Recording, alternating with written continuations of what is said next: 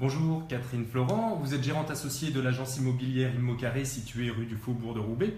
Vous êtes également présidente de l'union commerciale de Saint-Maurice-Pelvoisin. À ce titre, comment pourriez-vous décrire ce quartier? Quelle image avez-vous du commerce local? Bonjour d'abord, merci de m'accorder cette possibilité effectivement de parler du quartier.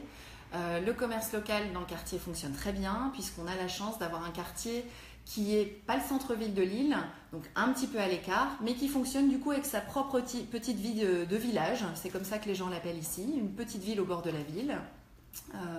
Du coup, on a plein de commerces de proximité, c'est vivant, boulangerie, boucherie, pharmacie, bien sûr des banques, quelques agences immobilières, il en faut, mais un quartier qui est dynamique et où les gens vont faire leurs courses dans les commerces de proximité encore. Donc on en profite et c'est agréable. Très bien. Vous êtes aussi pleinement investie dans l'animation du quartier puisque vous êtes conseillère de quartier sur la commission économie. Est-ce que vous pourriez nous en dire un petit peu plus sur les actions que vous menez, que vous voyez, auxquelles vous assistez dans ce quartier, puisque à côté de la vie commerciale, il y a également une vie vraiment de quartier, d'habitants autour de ça. Effectivement, c'est un quartier qui est très dynamique aussi pour tout ça. Alors, à la fois l'union commerciale met pas mal de choses en place avec les commerçants, donc pour toujours ce commerce de proximité, mais aussi pour pouvoir organiser cette vie de quartier qui se passe très bien.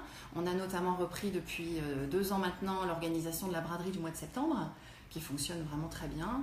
Cette année, on a fait carton plein. Toute la rue du Faubourg de Roubaix était occupée, les emplacements étaient tous occupés. On a eu la météo avec nous en plus, donc c'était fort agréable. C'est toujours le rebond de la grande braderie, puisque c'est le week-end juste après. Et je pense que ça va durer maintenant. C'est mis en place et ça fonctionne très bien. À côté de ça, plus en direction des commerces, on fait une quinzaine des commerçants au printemps. On offre aussi aux clients des commerçants des roses pour la fête des mères, c'est plus classique, j'allais dire. On fait un petit agenda de rentrée. Et puis, on va faire cette année, avec les artisans qui sont adhérents à l'union commerciale, un agenda pour l'année 2018. Donc, il va sortir là le mois prochain, qui sera distribué aussi dans les commerces. Et puis, les points importants du quartier, mairie de quartier, centre social, médiathèque. En fin d'année, on organise, pour le moment plus festif de Noël, une photo avec les enfants et un Père Noël. Donc, ils peuvent venir soit au marché de Noël à Saint-Maurice, soit pour la première fois, on va le faire également à Pelvoisin sur le marché de plein air de Pelvoisin le dernier mercredi juste avant Noël. Et donc l'enfant vient, il est sur les genoux du Père Noël, il fait sa photo et il repart avec la photo. Et ça, ils adorent. On a une petite imprimante de poche qui fonctionne très bien. Donc ça, c'est le petit côté festif. Et au-delà de ça, j'allais dire, dans le quartier, l'union commerciale peut être amenée à aider d'autres projets, d'autres commissions que la commission économique. Et par exemple, là, on a aidé la commission culture et patrimoine à mettre en place, à la fois sur le volet demande de subvention, mais aussi sur le volet aide le jour J, j'allais dire, pour les journées du patrimoine. On avait organisé 2 balades dans le quartier, une pour la partie Saint-Maurice et une pour la partie Pelvoisin, où on découvrait 7-8 monuments du quartier avec une petite explication et une balade guidée comme ça qui a duré 2 heures et qui s'est terminée par un petit pot à chaque fois, très sympathique, où les habitants sont là et découvrent ou redécouvrent leur quartier. Alors c'est amusant parce qu'on a des gens de Pelvoisin qui ont fait la visite de Saint-Maurice et inversement, parce qu'ils ne connaissaient pas bien l'autre partie du quartier, et puis des gens de l'extérieur, mais aussi des gens qui habitent le quartier et qui finalement prennent jamais le temps de s'arrêter devant le château d'eau qu'on a ou d'autres éléments du quartier qui peuvent être marquants et qui les intéressent en tout cas.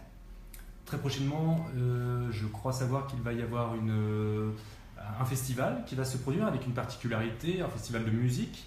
Est-ce que vous pourriez nous en dire un petit peu plus dessus? Oui, bien sûr. Parce qu'il occupe aussi le commerce lillois, c'est dans des lieux assez atypiques. Tout à fait. Donc ça fait la 2e édition du festival qui s'appelle Assonance, qui est un festival de jazz qui est organisé le week-end du 11 novembre. Donc là, cette année, il y aura 4 dates, 9, 10, 11 et 12 novembre. La communication va commencer, j'allais dire, ça y est, c'est sur Facebook et puis ça va démarrer dans les commerces.